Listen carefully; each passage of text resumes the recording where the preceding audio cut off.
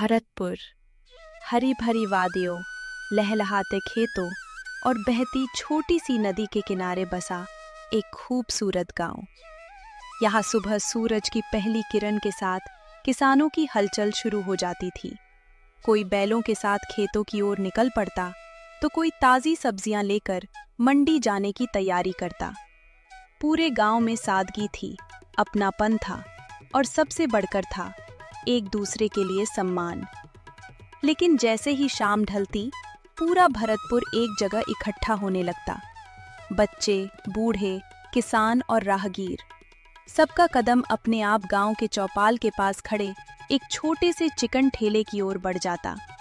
वो ठेला था बिरजू का चिकन टिक्का और कबाब स्टॉल। कोयलों पर सिकते कबाबों की खुशबू दूर दूर तक फैल जाती। तंदूर से उठता धुआं और मसालों की महक लोगों को अपनी ओर खींच लाती। बिरजू के चेहरे पर हमेशा मुस्कान रहती थी। उसके लिए हर ग्राहक भगवान के समान था। सुमन, आज हरी चटनी में थोड़ा पुदीना और मिला देना। कल शहर से आए लोगों ने उसकी बहुत तारीफ की थी। तारीफ तो आपके हाथों की होती है जी, मैं तो बस आपकी मदद करती हूँ। दोनों हंस पड़े। सुमन प्यार से कबाबों पर मक्खन लगाते हुए बोली, एक बात कहूँ, बुरा तो नहीं मानोगे? अरे, तुमसे भला कभी बुरा मान सकता हूँ? बोलो। अब हमें शहर में भी दुकान खोलने के बारे में सोचना चाहिए। यहाँ रोज इतनी मेहनत करते हो, वहाँ कमाई भी ज्यादा होगी। बिरजू कुछ पल चुप रहा, फिर सामने बैठे गांव वालों को देखते हुए मुस्कुरा दिया। जब बाबूजी बीमार थे, तब हमारे घर में खाने तक के पैसे नहीं थे। उसी समय इस गांव के लोगों ने हमारा साथ दिया था। किसी ने राशन दिया, किसी ने दवा दिलाई। आज अगर मैं इन्हें छोड़कर शहर चला जाऊं, तो जिंदगी भर खुद को माफ नहीं कर पाऊंगा। इतने में गांव के चाचा वहां आते हैं। अरे बिरजू बेटा, जल्दी से 2 प्लेट कबाब लगा दे। आज तो खुशबू पूरे गांव में फैली हुई है। अभी लाया चाची। कुछ ही देर में गर्मा गर्म कबाब सामने थे। पहला निवाला खाते ही हरिराम चाचा की आंखें चमक उठी। वाह रे बिरजू, ऐसा स्वाद तो शहर के बड़े बड़े होटलों में भी नहीं मिलता। बगल में खड़ी सीता भाभी भी मुस्कुराने लगी। सच बताओ, आखिर ऐसा कौन सा मसाला डालते हो? घर पर हम भी बहुत कोशिश करते हैं, लेकिन तुम्हारे जैसा स्वाद कभी नहीं आता। बिरजू हंस पड़ा।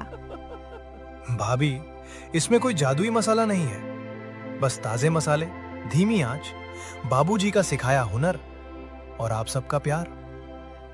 सभी लोग हंस पड़े। यही सादगी और ईमानदारी बिरजू की सबसे बड़ी पहचान थी।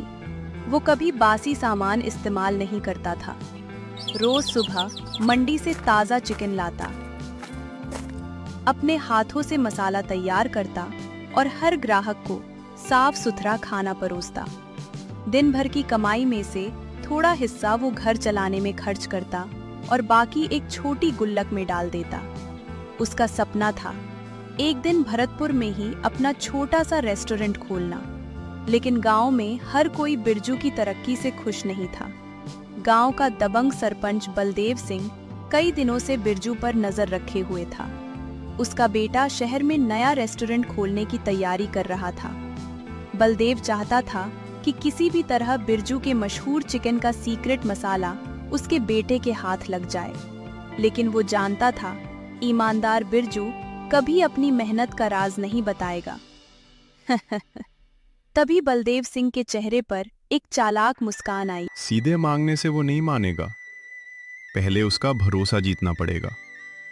तुम कल ग्राहक बनकर उसकी दुकान पर जाना। ध्यान से देखना मसाले में क्या डालता है। अगर फिर भी राज पता ना चले तो दूसरा तरीका अपनाएंगे। समझ गया मालिक, इस बार बिरजू का सीक्रेट हमारे हाथ लगकर ही रहेगा। उधर बिरजू अपनी मेहनत में लगा था और इधर उसके खिलाफ एक खतरनाक साजिश रची जा चुकी थी। उसे बिल्कुल भी अंदाजा नहीं था कि आने वाले कुछ दिनों में उसकी जिंदगी पूरी तरह बदलने वाली है। अगली सुबह भरतपुर में हल्की ठंडी हवा चल रही थी।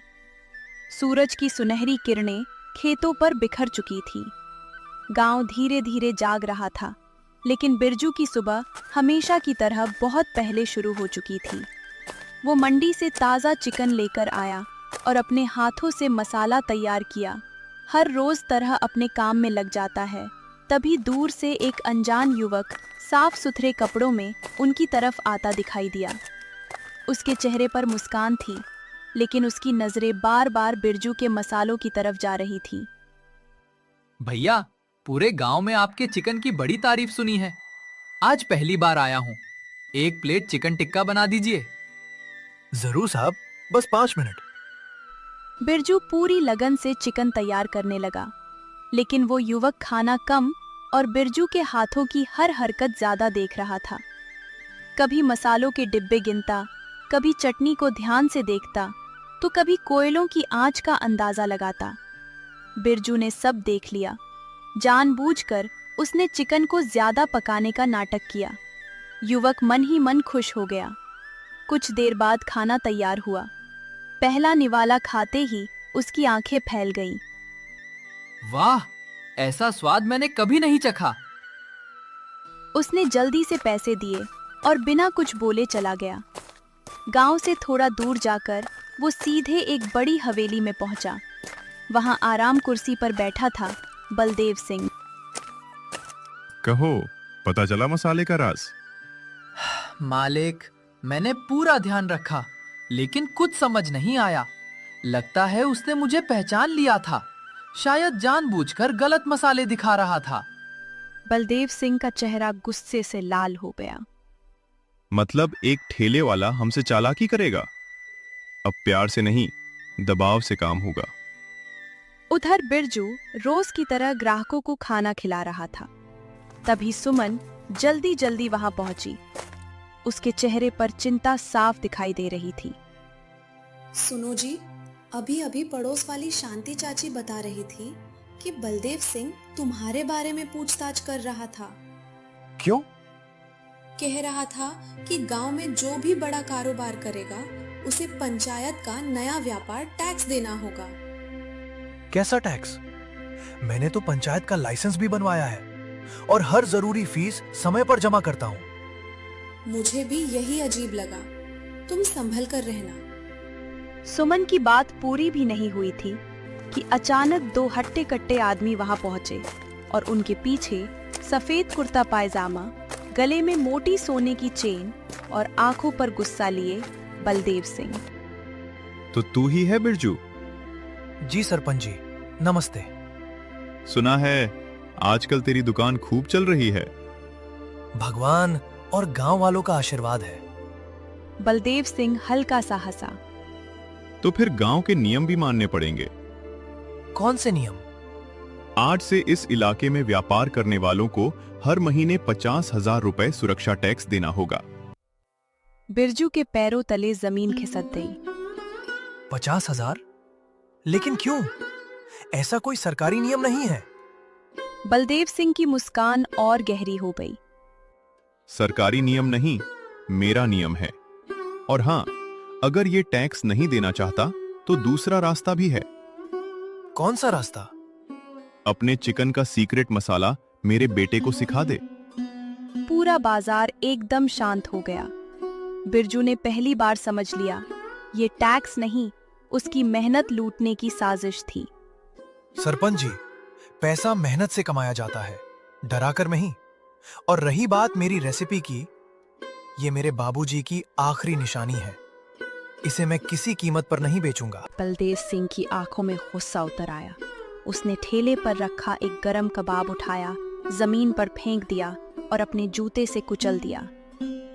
बहुत घमंड है अपने हुनर पर। मैं तुझे पूरे 10 दिन देता हूं। या तो 50,000 रुपए लेकर मेरे पास आ, या फिर अपनी रेसिपी। अगर दोनों में से कुछ भी नहीं मिला तो 10वें दिन ये ठेला इस जगह पर नहीं दिखाई देना चाहिए। बिरजू के सामने अब सिर्फ 2 रास्ते थे, या तो अपनी मेहनत का राज बेच दे या फिर अन्याय के सामने डटकर खड़ा हो जाए। लेकिन उसे नहीं पता था कि असली परीक्षा अभी शुरू हुई थी।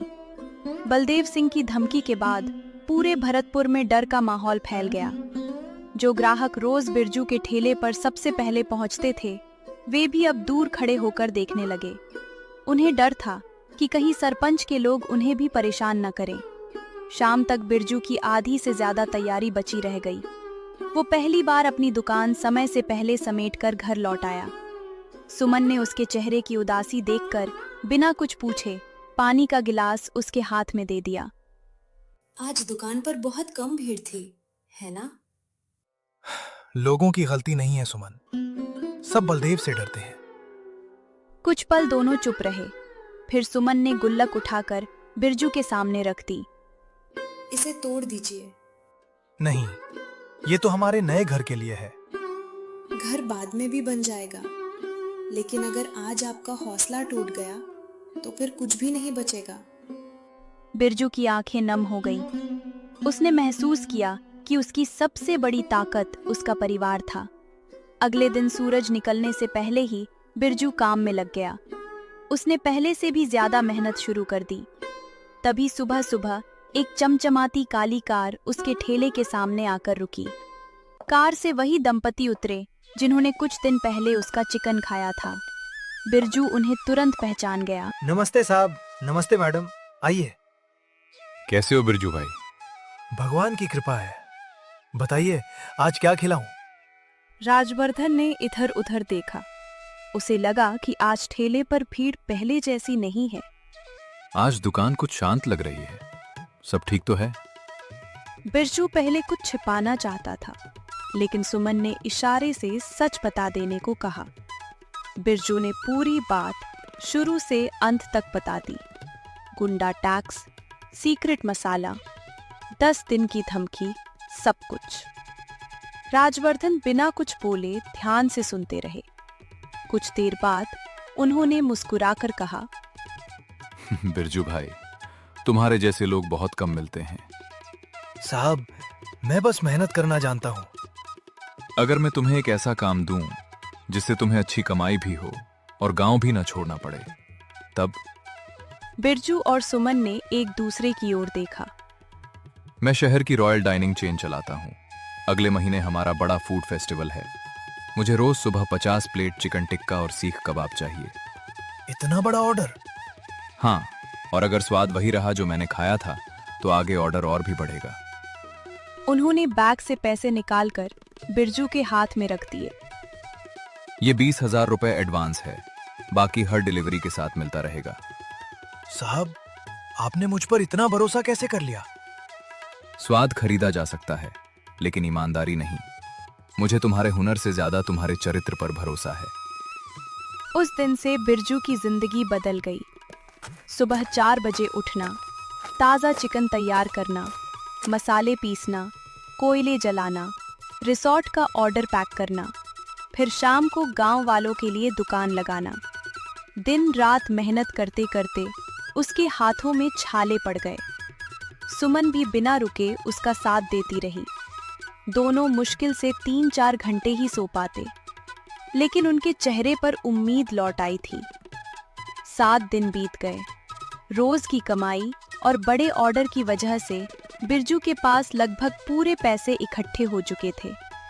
वो खुशी खुशी नोट गिन ही रहा था कि तभी बाहर से एक लड़का दौड़ता हुआ आया। बिरजू भैया, जल्दी चलो। क्या हुआ? बलदेव सिंह अपने आदमियों के साथ तुम्हारे ठेले पे खड़ा है। लेकिन अभी तो 8वां दिन है। उसे इंतजार नहीं करना। वो कह रहा है कि आज ही ठेला खाली करवा देगा। नहीं, इस बार जो होगा मैं डट कर सामना करूंगा। उसने मेहनत से कमाए हुए पैसों का बैग उठाया और तेज कदमों से बाजार की ओर चल पड़ा। उसे नहीं पता था कि अगले कुछ मिनटों में उसकी जिंदगी का सबसे बड़ा फैसला होने वाला है। भारतपुर के बाजार में उस सुबह असामान्य सन्नाटा था। गांव के लोग दूर दूर खड़े थे। सभी की नजरें बिरजू के ठेले पर टिकी थी, जहां बलदेव सिंह अपनी 4 लठैतों के साथ अकड़ कर खड़ा था। बिरजू तेज कदमों से वहां पहुंचा। उसके हाथ में मेहनत से कमाए पैसों का बैग था। आ गया बिरजू। मुझे लगा था डर कर गांव छोड़ देगा। सरपंच जी, आपने 10 दिन का समय दिया था। अभी सिर्फ 8 दिन हुए हैं। 2 दिन बाद मैं आपके सामने आकर बात करता। मैंने अपना फैसला बदल दिया है। मुझे आज और अभी फैसला चाहिए।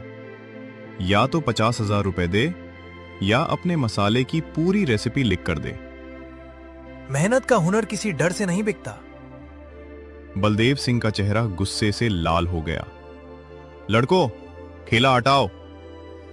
लठैत आगे बढ़े और ठेले पर रखा सामान गिराने लगे। मसालों के डिब्बे नीचे बिखर गए। तभी एक काली लग्जरी कार बाजार के बीच आकर रुकी। राजवर्धन ने सामने का नजारा देखा और उनकी आवाज पूरे बाजार में गूंज उठी। बस अब एक कदम भी आगे मत बढ़ाना। सभी की नजरें उनकी ओर मुड़ गईं। तुम कौन होते हो बीच में बोलने वाले? मैं वही हूं जिसने बिरजू के हुनर को पहचाना है। और आज से बिरजू सिर्फ ठेले वाला नहीं, हमारी रॉयल डाइनिंग चेन का आधिकारिक बिजनेस पार्टनर है। बिरजू भाई, ये हमारी नई फ्रेंचाइजी का अनुबंध है। भारतपुर की पहली शाखा तुम्हारे नाम होगी। इसी बीच राजवर्धन ने अपना मोबाइल निकाला। और हां बलदेव सिंह, पिछले 7 दिनों से तुम्हारे लोगों की हर धमकी, हर अवैध मांग और गुंडा टैक्स की बात रिकॉर्ड की जा चुकी है। ये सुनते ही बलदेव सिंह का चेहरा उतर गया। तभी दूर से पुलिस की गाड़ी का सायरन सुनाई दिया। कुछ ही पलों में पुलिस बाजार पहुंच गई। इंस्पेक्टर सीधे बलदेव सिंह के सामने आकर खड़ा हो गया। बलदेव सिंह, आपके खिलाफ अवैध वसूली, धमकी और व्यापार में बाधा डालने की शिकायत दर्ज हुई है। हमारे पास वीडियो रिकॉर्डिंग और गवाह मौजूद हैं। साहब, गलतफहमी हो गई है। बाकी बात थाने में होगी। आज समझ आया कि सच और मेहनत की जीत देर से होती है, लेकिन होती जरूर है। साहब, आपने मेरी इज्जत, मेरा ठेला और मेरा सपना सब बचा लिया। आपका ये एहसान मैं कभी नहीं भूलूंगा। बिरजू भाई, मैंने सिर्फ एक मेहनती इंसान का साथ दिया है। असली जीत तुम्हारी ईमानदारी की है। कुछ महीने बाद भरतपुर अब पहले जैसा नहीं रहा था। चौपाल के पास, जहां कभी एक छोटा सा ठेला खड़ा होता था, अब एक सुंदर और साफ सुथरा रेस्टोरेंट था। बड़े अक्षरों में लिखा था, Birju's chicken house, Bharatpur special. दूर दूर से लोग वहां खाना खाने आते थे। गांव के कई युवाओं को वहीं रोजगार मिल गया था। सुमन पूरे आत्मविश्वास से रसोई संभालती थी और बिरजू हर ग्राहक का उसी मुस्कान से स्वागत करता था, जैसे पहले अपने छोटे से ठेले पर किया करता था। एक दिन कांति चाची अपने पोते के साथ वहां आईं। अरे बिरजू बेटा, बड़ा आदमी बन गया, लेकिन मुस्कान आज भी वही है। चाची, इंसान बड़ा दुकान से नहीं, अपने व्यवहार से बनता है। दोस्तों, मेहनत का स्वाद कभी चोरी नहीं किया जा सकता। हुनर की कोई शॉर्टकट रेसिपी नहीं होती। जो इंसान ईमानदारी, धैर्य और मेहनत का साथ नहीं छोड़ता, उसके लिए एक न एक दिन सफलता के दरवाजे जरूर खुलते हैं। दूसरों का हक छीनकर मिली दौलत ज्यादा दिन नहीं टिकती, लेकिन मेहनत और ईमानदारी से कमाया गया सम्मान जीवन भर साथ रहता है।